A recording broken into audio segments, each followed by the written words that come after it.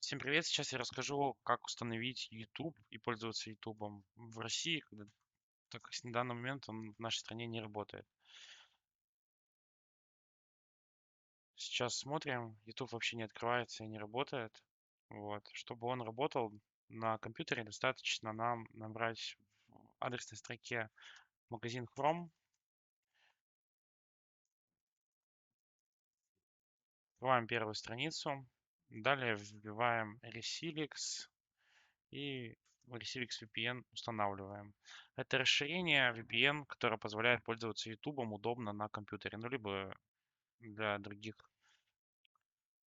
зарубежных ресурсов использовать. Вот, выбираем тут, нужен только YouTube, либо весь интернет. Нажимаем подключиться. Ждем буквально 5 секунд и обновляем YouTube. И вот YouTube работает. Вот и все.